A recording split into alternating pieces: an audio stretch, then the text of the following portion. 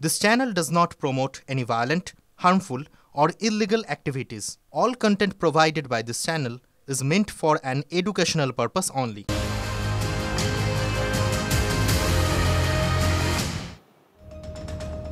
Lima ঠিক যে কথাটা বলে সেই খবরটা দিয়ে আমাদের শুরু করতে হবে, কারণ একটা ভলিবল টুর্নামেন্ট, আর সেই স্কুলের টুর্নামেন্ট, আবার সেখানে সেই টুর্নামেন্টের উদ্বোধন হচ্ছে কি দিয়ে? গুলি দিয়ে। মানিকচকে এই ঘটনা ঘটেছে। শূন্যে 4 রাউন্ড গুলি চালিয়ে টুর্নামেন্টের উদ্বোধন। অনুষ্ঠানে উপস্থিত ছিলেন জেলা পরিষদের কর্মাধ্যক্ষ, ছিলেন শাসক দলের আরও এক নেতা, তার মধ্যে কচি কাচারাও উপস্থিত ছিল। ছবি দেখাচ্ছি আপনাদের, এক্সক্লুসিভ সেই ছবি দিচ্ছেন আপনারা TV9 বাংলায়। শুধুমাত্র এই ঘটনা ঘটেছে মানিকচকে।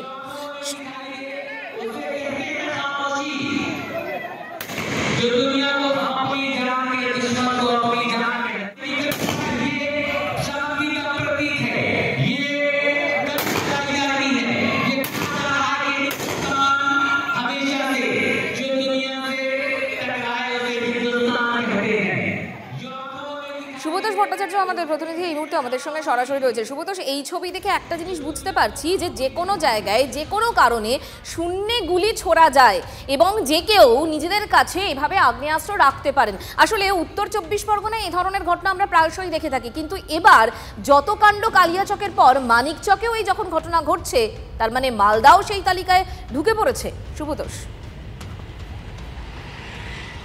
দেখো, অস্ত্র মজুদ রাখা বা অস্ত্র রাখা এই ঘটনাটা শুধু কিন্তু কালিয়াচক তো আছেই, কিন্তু মানিকচকও কিন্তু পিছিয়ে নেই। মানিকচকও বরাবর বহু জায়গায় সেখানেও অস্ত্র কারখানা পুলিশ খুঁজে পেয়েছিল এবং সেখানেও বহুবার অস্ত্র উদ্ধার হয়েছে।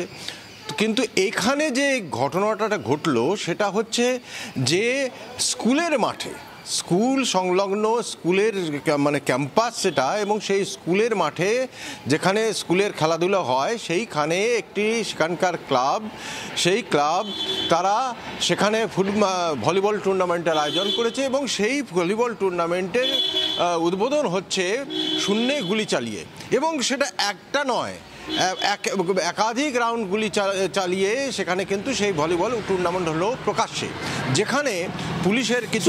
এই ছবি আমরা দেখিয়েছি, এই খবর আমরা অনেকক্ষণ আগেই ব্রেক করিয়েছি, দর্শকরা দেখেছেন এই ছবি। আমার বক্তব্য হচ্ছে জেলা স্কুল পরিদর্শক, তার কোনো বক্তব্য পেয়েছো? এখানে সরকারি অনেক আধিকারিকও উপস্থিত ছিলেন এই অনুষ্ঠানে। হলো কিভাবে, ঘটনাটা ঘটলো কিভাবে? দেখো, প্রথমত হচ্ছে যে যখন কোনো কোনো টুর্নামেন্ট হয় বা খেলাধুলোর কিছু হয়, তাহলে সেই স্কুল কর্তৃপক্ষ মাঠ দেয়, মাঠ ব্যবহার করার জন্য দেয়, সেখানকার ক্লাবকে বা কোনো সংস্থাকে সেখানে দেয় যে কোনো একটা টুর্নামেন্ট হচ্ছে। ভলিবল খেলানো বা টুর্নামেন্ট করা এটা তো কোনো খারাপ জিনিস নয়, এটা ভালো, কিন্তু কথা হচ্ছে যে সেখানে সেই স্কুল কর্তৃপক্ষ দিয়েছে, কিন্তু স্কুল কর্তৃপক্ষের জ্ঞাতার্থে তো নেই যে সেই টুর্নামেন্ট হবে গুলি চালিয়ে। তো ফলস্বরূপ সেখানে, আর বিশেষ করে যেখানে যে ক্লাবের সঙ্গে শাসক দলের তাবর প্রভাবশালী নেতারা জড়িয়ে রয়েছেন, যাদের উদ্যোগে এই ধরনের অনুষ্ঠানগুলো হচ্ছে, তো তাদের বিরুদ্ধে মুখ খোলার মতো দুঃসাহস স্কুলের কোনো শিক্ষক এটা কি করে দেখাবেন? স্কুলের কারোর মুখ খোলার মতো স্পর্ধা নাও থাকে, শাসকের কথা বলছো, শাসক দলের কথা বলছো, বক্তব্য হচ্ছে দুলাল সরকারের মৃত্যু, তারপর মুখ্যমন্ত্রীর রীতিমতো কড়া প্রতিক্রিয়া, এবং তারপর সাজ্জাকের মতো ঘটনা, এত কিছুর পরেও, একটা কড়া বার্তার পরেও এ ধরনের ঘটনা ঘটবে। আমি আর তোমার কাছে আসবো। মুখ্যমন্ত্রী মমতা বন্দ্যোপাধ্যায় কি বলেছিলেন দুলাল সরকারের মৃত্যুর পর, শোনাবো আপনাদের। ডিএমরা শুনতে পাচ্ছেন? মালদার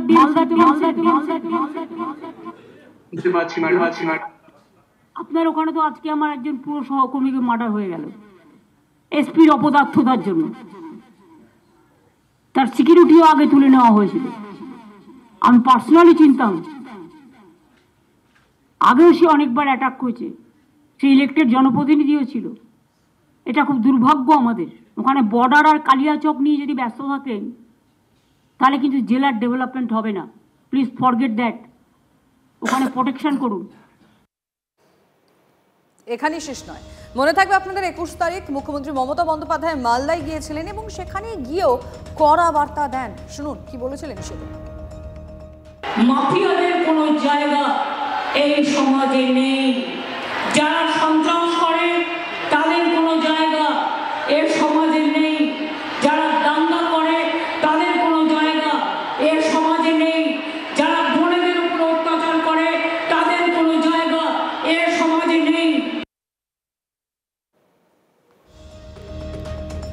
দেখো লিমা, সত্যি এই ঘটনা যেখানে কচি কাচারা রয়েছে, এভাবে শূন্যের যদি গুলি ছোড়া হয় তাহলে তো বড় কোনো একটা দুর্ঘটনা ঘটতেই পারতো। যদি ঘটতো তার দায় কে নিত?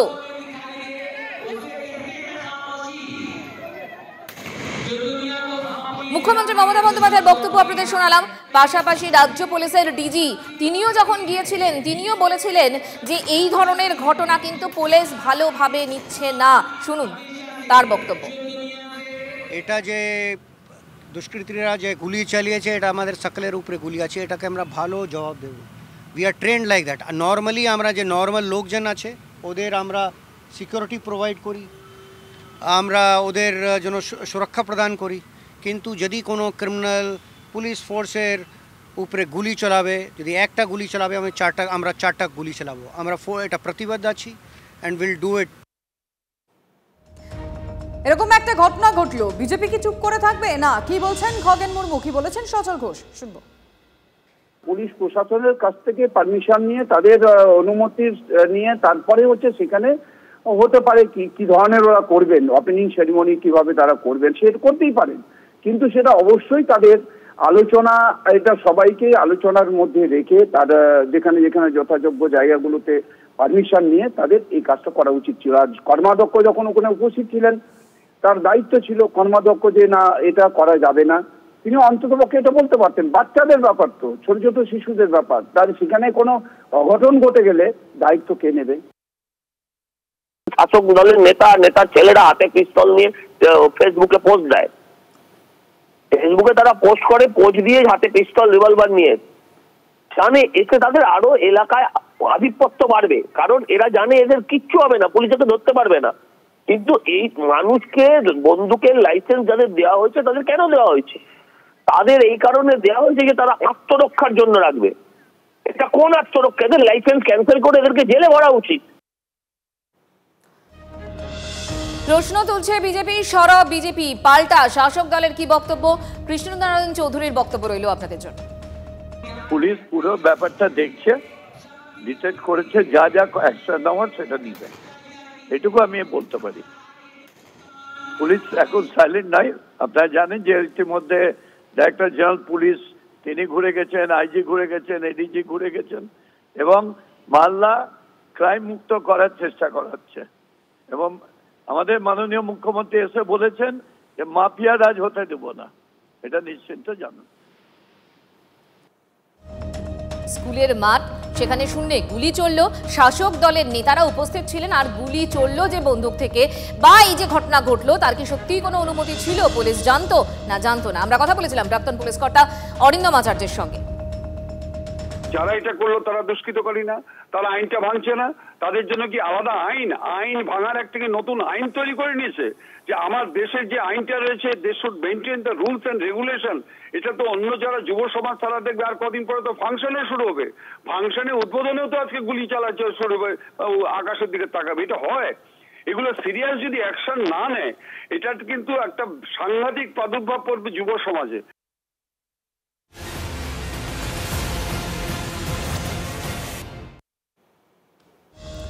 বাংলাদেশের জঙ্গি সংগঠনের কি বিষ নজর ভারতে? এইটা বড় প্রশ্ন এই মুহূর্তে মঞ্জিরা। ভারতের মৌলবাদী সংগঠনের হাত ধরে জাল বিস্তারের ছক, বিস্ফোরক কেন্দ্রীয় গোয়েন্দা রিপোর্ট TV9 বাংলার হাতে রয়েছে। সেই রিপোর্টে কি কি আছে সরাসরি জানবো, আমাদের রিপোর্টার সুজয় পাল আমাদের সঙ্গে রয়েছেন। সুজয়। রিমা, গতকাল জানিয়েছিলাম যে মুর্শিদাবাদকে কেন্দ্র করে গড়ে ওঠা একটি সংগঠন জাহা ইন্ডিয়া, যার সঙ্গে জেএমবি সরাসরি যোগাযোগ পাওয়া গিয়েছে। আর এবার কেন্দ্রীয় রিপোর্টের উপর ভিত্তি করে আরও একটি নতুন তথ্য জানাবো, সেটা হচ্ছে এই জাহা ইন্ডিয়ার সঙ্গে বাংলাদেশের গঠন হওয়া একটি নতুন জঙ্গি সংগঠন, সেই সংগঠনের সঙ্গে সরাসরি যোগ পেয়েছেন গোয়েন্দারা। সংগঠনটির নাম তাওহিদুল উলহাইয়া। এটি বাংলাদেশের একটি জঙ্গি সংগঠন এবং এই জঙ্গি সংগঠনটি জাহা ইন্ডিয়ার মাধ্যমে ভারতে জাল বিস্তার করতে চেয়েছে বা শাখা বিস্তার করতে চেয়েছে বলে বিস্ফোরক রিপোর্ট দিয়েছে কেন্দ্রীয় গোয়েন্দারা। এবং এই ব্যাপারে জাহা ইন্ডিয়ার নেতৃত্বে গত ৩রা জানুয়ারি লালগোলাতে একটি বৈঠক হয়। সেই বৈঠকেই এই আলোচনা হয় যে কিভাবে এই তাওহিদুল উলাহিয়া, যেটি বাংলাদেশের জঙ্গি সংগঠন, কিভাবে তারা ভারতে জাল বিস্তার করবে। তার প্রাথমিক কিন্তু একটা খসড়াও তৈরি করা হয়েছে। বলা হয়েছে যে 5টি স্তরে ভাগ হয়ে এই সংগঠনটি ভারতে জাল বিস্তার করবে, যেটা শুরু হবে এক্ষেত্রেও মুর্শিদাবাদ থেকে। ওই 3রা জানুয়ারির যে বৈঠকের ব্যাপারে গোয়েন্দারা রিপোর্ট দিয়েছেন, সেই রিপোর্টে বলা হয়েছে যে সেখানে একজন পিএফআই সমর্থক, তুমি জানো যে আগে আমরা জানিয়েছি, TV9 বাংলায় জানিয়েছিল যে এই জাহা ইন্ডিয়াকে সঙ্গে হাতে হাত মিলিয়েছে পিএফআই। একই সঙ্গে জেএমবি অর্থাৎ জামাতুল মুজাহিদিনের যে সংগঠন, তার এক সদস্য সেই 3রা জানুয়ারির বৈঠকে ছিল। এক মৌলানাও সেই বৈঠকে উপস্থিত ছিল বলে কেন্দ্রীয় গোয়েন্দারা উল্লেখ করেছেন। ফলে বুঝতে পারছো যে আরও একটা বাংলাদেশের জঙ্গি সংগঠন জাল বিস্তারের চেষ্টা করছে, এবং সেই ক্ষেত্রেও মাধ্যম হয়ে দাঁড়াচ্ছে এই জাহা ইন্ডিয়া, যেটা মূলত গত কয়েক মাস ধরে। সুজয়, একটা প্রশ্ন আমার আছে। দেখো, জাহা ইন্ডিয়া নিয়ে কালকে আমরা অনেকগুলো কাজ করেছিলাম, অনেকগুলো কথাও বলেছিলাম, অনেকগুলো ইনফরমেশন জোগাড় করেছিলাম তোমার মাধ্যমে। আমার বক্তব্য হচ্ছে আরও একটা সংগঠন, কি কারণ, কি উদ্দেশ্য, এবং এই যে বিভিন্ন জায়গায় এরা ট্রেনিং দিচ্ছে, বিভিন্ন রকম কার্যকলাপ চলছে, আবার তারা বাংলাদেশে চলে যাচ্ছে, আসলে টার্গেটটা কি? দেখো, একেবারেই বাংলাদেশের এই অশান্তির সুযোগ নিয়ে ভারতে অশান্তি সৃষ্টি পাকানো এবং ভারতের থেকে এই জঙ্গি জাল বা নেটওয়ার্কটাকে ছড়িয়ে দেওয়ার চেষ্টা। এই গত 3রা জানুয়ারি যে বৈঠকের কথা বলছি, সেখানে শুধু যে বৈঠক হয়েছে তেমনটা না, সেখানে ট্রেনিং ক্যাম্প ছিল, অর্থাৎ প্রশিক্ষণ শিবিরও ছিল বলে ওই একই গোয়েন্দা রিপোর্টে উল্লেখ করা হয়েছে। ফলে এই বৈঠকগুলি, একদিকে ঝাড়খণ্ডে যে বৈঠক হয়েছিল গত 6 জানুয়ারি ঠিক 3 দিন আগে 3রা জানুয়ারি এই বৈঠকটি হয়, এবং গোয়েন্দারা যেটা মনে করছেন যে 3রা জানুয়ারির এই বৈঠকের পর সেখান থেকে উঠে আসা নির্যাসও ঝাড়খণ্ডে জেএমবির যে শীর্ষ নেতার নেতৃত্বে বৈঠক হয়েছিল জাহা ইন্ডিয়ার সঙ্গে, সেই বৈঠকে আলোচনা হয়েছে। ফলে একের পর এক বৈঠকের মাধ্যমে একটা বিষয় খুব স্পষ্ট মঞ্জিরা, যে বাংলাদেশের জঙ্গি সংগঠন বা জঙ্গি সংগঠনগুলি এ রাজ্যে তাদের নিজেদের জাল বিস্তার করতে চাইছে। সেই কারণে এই যে জাহা ইন্ডিয়ার কথা বলা হচ্ছে, গোয়েন্দারা বলছেন যে জাহা ইন্ডিয়া কিন্তু মূলত গঠিত হয়েছে জেএমবির বিভিন্ন পুরনো সদস্য, সিমির বিভিন্ন পুরনো সদস্য, যারা একসময় এই ধরনের কার্যকলাপে যুক্ত ছিলেন, তাদেরকে দিয়ে গঠিত হয়েছে। ফলে অভিজ্ঞতাকে কাজে লাগিয়ে, পুরনো অভিজ্ঞতাকে কাজে লাগিয়ে এই জাহা ইন্ডিয়া তাদের একটা নিজেদের জাল বিস্তার করতে চাইছে। ফলে একদিকে গোয়েন্দারা বলছেন জেএমবির সঙ্গে তাদের বৈঠক, আবার গোয়েন্দা রিপোর্ট বলছে যে বাংলাদেশের একটি জঙ্গি সংগঠন এদেশে নিজেদের শাখা বিস্তার করতেও সাহায্য চেয়েছে জাহা ইন্ডিয়া। ফলে এই জাহা ইন্ডিয়া কিন্তু একটা উদ্বেগের বিষয় হয়ে দাঁড়াচ্ছে রাজ্যের পুলিশের কাছে, রাজ্যের মানুষের কাছে, এবং এক্ষেত্রে মুর্শিদাবাদ জেলা কিন্তু বটেই। সুজয়, নজর থাকবে খবরের দিকে আমাদের। ধন্যবাদ।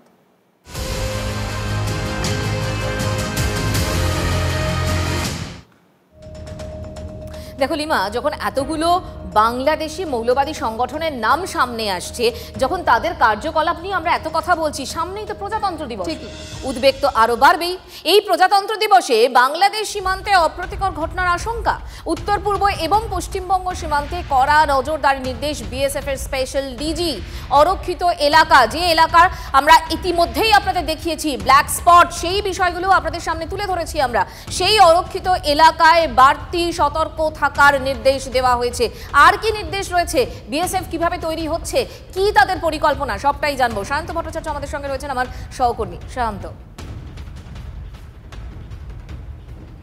দেখো 4096 কিলোমিটার রয়েছে টোটাল ভারত বাংলাদেশ সীমান্ত, যার মধ্যে ত্রিপুরা, মিজোরাম থেকে শুরু করে অসম, পশ্চিমবঙ্গ সীমান্ত, সব জায়গা মিলিয়ে প্রায় শতাধিকের ওপরে বর্ডার আউটপোস্ট রয়েছে। আর এই বর্ডার আউটপোস্টগুলির উপরে গিয়েছে বিশেষ নির্দেশ, বলা চলে নির্দেশ নামায় সই করেছেন খোদ পূর্বাঞ্চলীয় কমান্ডের এডিজি তথা স্পেশাল ডিজি রবি গান্ধী। তিনি জানিয়েছেন নির্দেশনামায় যে প্রজাতন্ত্র দিবসের সময় কোনো রকম অশান্তি হতে পারে আশঙ্কা করা হচ্ছে, এবং আশঙ্কা থেকেই এই বিওপি অর্থাৎ পুরো সীমান্ত জুড়ে কড়া নিরাপত্তার ব্যবস্থা করতে হবে। বিশেষ করে অরক্ষিত এলাকা, তুমি জানো বেশ কিছু অংশ রয়েছে যেখানে কাঁটাতার নেই, যেগুলোকে অরক্ষিত হিসেবে বলা হচ্ছে, সেখানে বাড়তি বাহিনী মোতায়েন করতে হবে। বিশেষ করে রাতের বেলায় এই বাড়তি বাহিনী মোতায়েন থাকবে, কারণ মানে শান্তজি যে প্রায় 1.5 কিলোমিটার জায়গা যেখানে একেবারে কোনো ফেন্সিং টেন্সিং নেই, অরক্ষিত জায়গা, সেই জায়গাটাতেই কি বাড়তি নিরাপত্তা, সেখানে কি ফেন্সিং এর ব্যবস্থা, মানে কি অ্যাকচুয়ালি পরিকল্পনা? দেখো শুধু 1.5 কিলোমিটার নয়, যদি তুমি ধরো গোটা পূর্বাঞ্চলীয় কমান্ডের আন্ডারে, তাতে কিন্তু প্রায় 1000 কিলোমিটারেরও বেশি এলাকা কোনো কাঁটাতার নেই। আর এই কাঁটাতার নেই এলাকাগুলি সবথেকে বেশি চিন্তায় রেখেছে ভারতীয় সীমান্তরক্ষী বাহিনী স্পেশাল ডিজিকে। সেই কারণে 23শে জানুয়ারি থেকে 31শে ডিসেম্বর পর্যন্ত দফায় দফায় এই এলাকাগুলিতে দফায় মহড়া চালানোর নির্দেশ দেওয়া হয়েছে। বিএসএফকে বাড়তি সতর্ক থাকার নির্দেশ দেওয়া হয়েছে, কোনো রকম অনুপ্রবেশ যেন না ঘটে, এমনকি গ্রামবাসীরা যাতে ওপারের কোনো উস্কানিতে পা না দেয়, কোনো প্ররোচনার ফাঁদে না পড়ে, সেই ব্যাপারেও বিএসএফকে যাবতীয় সতর্ক থাকতে নির্দেশ দেওয়া হয়েছে। সুখদেবপুরের ঘটনা রীতিমতো উদ্বেগে রেখেছে। সেই জায়গায় দাঁড়িয়ে অরক্ষিত এলাকা যে রীতিমতো চিন্তা হয়ে দাঁড়াচ্ছে, সেখান থেকেই বিএসএফ এর স্পেশাল ডিজি তার মানে একদিকে বিএসএফ যেরকম ভাবে প্রস্তুত রয়েছে, একই সঙ্গে ওই সীমান্ত এলাকায় গ্রামবাসীদেরও সচেতন করার কথা বলা হয়েছে। আপাতত তোমাকে ধন্যবাদ। আর এই সীমান্তের ছবিটাই এবার আপনাদেরকে দেখাবো। আমাদের রিপোর্টার সুমন কল্যাণ ভদ্র আমাদের সঙ্গে রয়েছেন। সুমন, সায়ন্ত বলছিল যে প্রজাতন্ত্র দিবসের আগে ইতিমধ্যেই সব দিক থেকেই সতর্ক করা হয়েছে, গ্রামবাসী থেকে শুরু করে বিএসএফ তো বটেই। সীমান্তে রয়েছে, কি দেখছো? দেখো, আজ থেকে 2-3 মাস আগেও সীমান্তের যে চেহারা ছিল, আজ কিন্তু গোটাটাই কিন্তু পরিবর্তন হয়ে গেছে। বিভিন্ন জায়গায় বিএসএফের সংখ্যা যেমন বাড়ানো হয়েছে, তৎপরতা বৃদ্ধি পেয়েছে কিন্তু মাত্রা অতিরিক্ত। কারণ একের পর এক যে ঘটনাগুলো আমরা দেখেছি সাম্প্রতিককালে, কোথাও মালদা সীমান্ত, কোথাও কোচবিহার সীমান্ত, কোথাও জলপাইগুড়ি, কোথাও মুর্শিদাবাদ, এই গোটা এলাকায় যেখানে ফেন্সিং নেই সেই সমস্ত জায়গায় কখনো বিএসএফের সঙ্গে বিজেপির টক্কর লেগেছে, আবার কখনো গ্রামবাসীদের মধ্যে গণ্ডগোল লেগেছে। বেশ কয়েকবার ফ্ল্যাগ মিটিং হয়েছে, বৈঠক বসেছেন বিজেপি এবং বিএসএফ। একটা ব্যাপার কিন্তু নিশ্চিত হয়েছে যে 150 গজ অর্থাৎ কাঁটাতার থেকে 150 গজের মধ্যে দুই দেশেরই কোনো মানুষ সেখানে যাবে না, কৃষক ছাড়া। শুধু চাষাবাদের লোকেরা যাবেন, আর কেউ যেতে পারবেন না। দুই দেশের সীমান্তরক্ষী বাহিনী কিন্তু একমত হয়েছেন। ফলে নতুন করে তারপরে এখনো পর্যন্ত তেমন উত্তেজনা এই সমস্ত এলাকাগুলোতে দেখছি না। পাশাপাশি গোটা এলাকায় যেখানে ফেন্সিং নেই, কাঁটাতার যেখানে নেই, বিশেষ করে কোচবিহারের সবচেয়ে বড় অংশ, এই 1000 কিলোমিটারের মধ্যে কিন্তু কোচবিহার সবচেয়ে বড় অংশ কিন্তু কাঁটাতারহীন।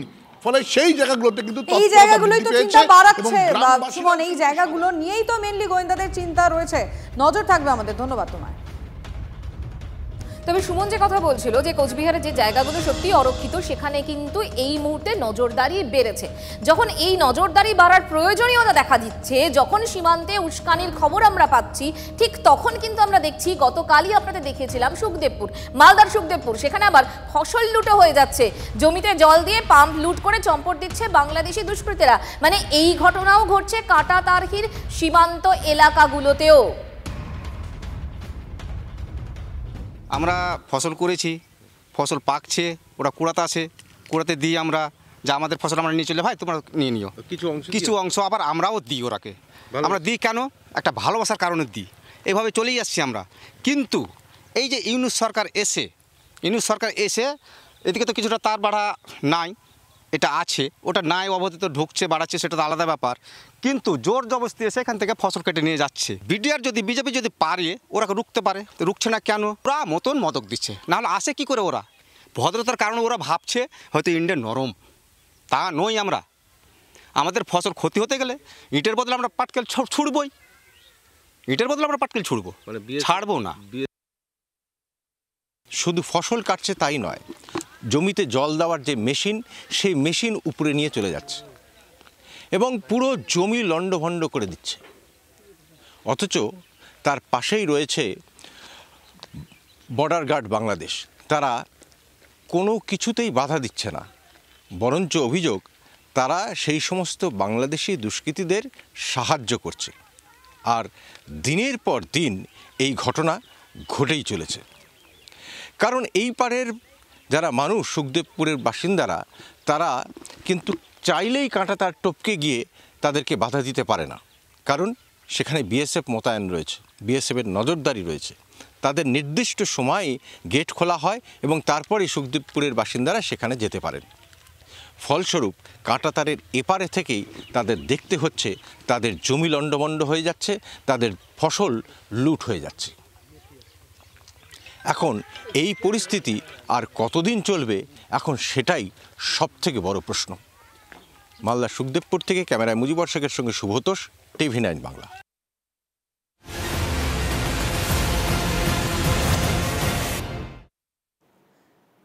আর এই মুহূর্তে দাঁড়িয়ে আরো একটি বড় খবর হাওড়া থেকে পাচ্ছি। আরো একটি বাড়ি হেলে পড়েছে, আতঙ্কে রয়েছেন বাসিন্দারা।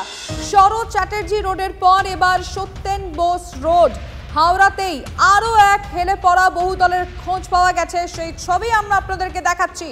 পুকুর ভরাট করে বহুতলটি তৈরির অভিযোগ। আমাদের রিপোর্টার সুব্রতর সঙ্গে কথা বলে জানবো এখন কি পরিস্থিতি সেখানে। সুব্রত, একেবারেই দেখো, হাওড়া পুরসভার নাকের ডগায় ৪৫ নম্বর ওয়ার্ডে এই ঘটনা ঘটেছে, যেখানে বছর ৪ আগে পুকুর বুঝিয়ে এই বহুতলটি নির্মাণ করা হয়েছিল এবং কি হিসাবে কি নিয়মে করা হয়েছিল তা পুরসভার দৃষ্টিগোচরে ছিল কিনা তা নিয়ে কিন্তু বড় প্রশ্ন উঠছে। তো ওই বিল্ডিংটি যেভাবে হেলে রয়েছে তাতে করে কিন্তু আতঙ্কে রয়েছে ওই আবাসনের যারা আবাসিক, তারা কিন্তু আতঙ্কে রয়েছেন এবং তারা সরাসরি জানাচ্ছেন যে পুরসভার যে নজরদারি, সেই নজরদারি কোথাও খামতি ছিল। এবং তৎকালীন ৪৫ নম্বর ওয়ার্ডের যে পৌর মাতা, তিনিও কিন্তু এই বিষয়টি এখনো পর্যন্ত তার নজরে আনা হয়েছে, তিনি এই বিষয়ে এখনো কোনো প্রতিক্রিয়া দিতে চাননি। যদিও আমরা চেষ্টায় রয়েছি যে কিভাবে এই বিল্ডিংটি গজিয়ে উঠলো এবং কিভাবেই বা বিল্ডিংটি কোনো প্ল্যান দেখে পুকুর বুঝিয়ে কিভাবে তৈরি হলো তাই নিয়ে কিন্তু একটা সন্দিহান পরিস্থিতি তৈরি হয়েছে। তবে হাওড়া পুরসভার প্রশাসক মন্ডলীর চেয়ারম্যান ডক্টর সুজয় চক্রবর্তী, তিনি কিন্তু গতকাল শরৎ চ্যাটার্জি রোডের যে বিল্ডিং হেলে গেছিল সেই বিল্ডিং এবং আজকের বিল্ডিং সব মিলিয়ে তিনি কিন্তু জানিয়েছেন যে হাওড়া পুরসভার যে বিল্ডিং ডিপার্টমেন্ট রয়েছে তারা কিন্তু সার্ভে করবে এবং সার্ভের পরেই কিন্তু নির্দিষ্ট অভিযোগের ভিত্তিতে ব্যবস্থা নেওয়া হবে। বেশ নজর থাকবে। ধন্যবাদ সুব্রত। বিল্ডিং পুকুরের ওপরে ভরাট করে বিল্ডিং হয়েছে, এটা কত হবে? এই বছর 5 হবে কি বলো? এই মাস 6 হবে। আচ্ছা, এখানে কি ছিল আগে?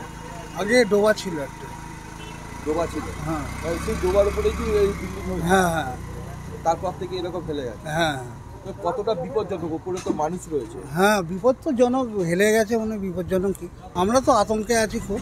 শুনলাম, আমরা দেখতে এসেছিলাম, ভয় তো লাগবে, মানুষের ভয় লাগে না? আমতলায় এই মুহূর্তে সেবাশ্রয়ে অভিষেক বন্দ্যোপাধ্যায়।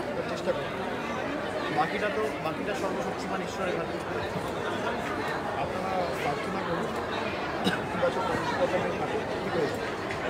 আমরা চেষ্টা করে ত্রুটি রাখি। আপনারা যখন এসছেন আমরা সবাইকে বলেছি আমতলায় সেবাশ্রয়ে অভিষেক বন্দ্যোপাধ্যায়।